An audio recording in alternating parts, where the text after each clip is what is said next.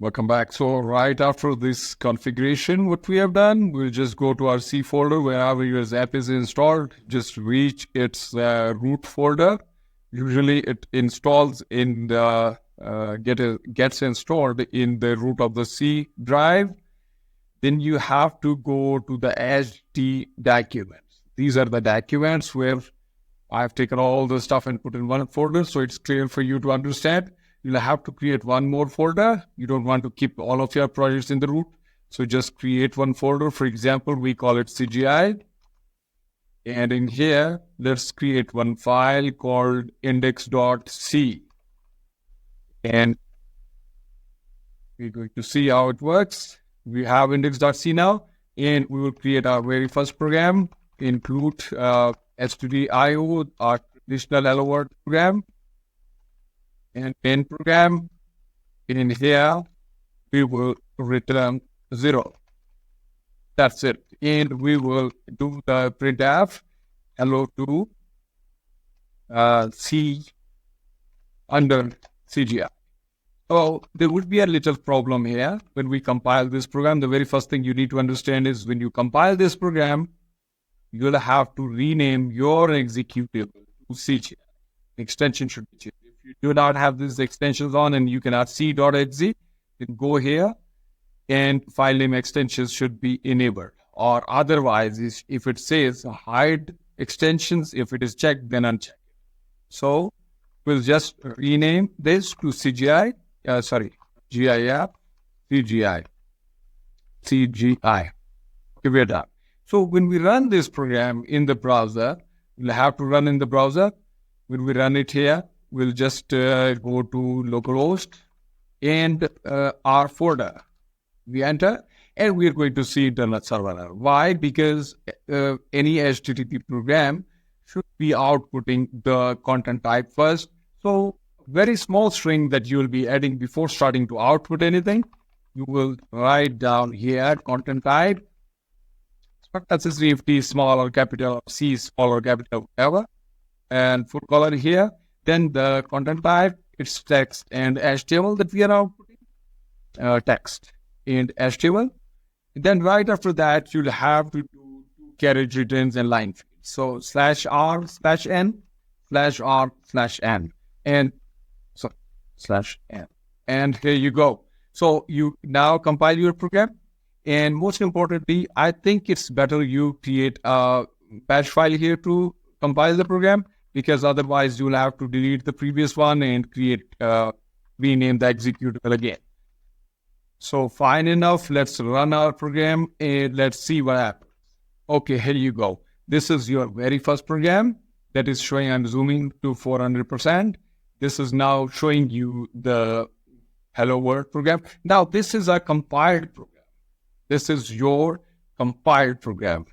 But our purpose is to first complete our project, complete the application, and then compile it and get the results. It's really fast. Most of the times it's most probably 300 times faster than 300, not 300%, it's 300 times faster than normal script program and interpreted programs. It's really so fast, but we have to run it as a CGI script, not as a C program and not as a compiled binary. So what we do is we have to add one more instruction here. This is specific to TCC because the TCC compiler is capable of running your program, linking, doing pretty much everything. But instead of generating the executable, it runs the program. And how do we do that? We only add a small instruction here, TCC and -run. And that's it, you're done. You're done. And now your C programs, if you delete the executable from here, the C file that we mentioned in the Apache configuration is going to be picked as an index. So let's run the program and refresh the program. Here you go. Yes, one thing that we have missed here is putting an exclamation sign before that, before the command, which is TCC and run. And the rest of the command is just fine enough to execute on server. Otherwise, you are going to get this. So run this, and you will have the same program. So anytime you make any changes to your script, you don't need to compile it again and again. We say hello to C under CGI, and we say running as a script. And that's it. You just save it and refresh this. This program is going to work. Now, the second thing is if you are linking a library, for example, you say, okay, I'm linking a library. For example, we usually have common controls, DLLs on Windows, or any other library. You can name it here, and it's going to get linked properly, but the program is going to run. It's not going to generate an executable. All the headers are going to be included, everything going to be linked, but the program is going to get executed. Once you are done with all this, all of your project, the whole project is complete, then just go and hit the build button, and you have the executable. Just rename it to CGI and deliver that one to your client so that its performance is increased, plus you deliver the program without the source code, if there is any need. If you did not understand anything amongst the code or the definition that I have given, please let me know. The only thing you have to remember is because every preprocessor starts with this, so you don't have to use this hash sign and TCC, otherwise it's not going to work. You have to use an exclamation sign in between. Now the problem will appear.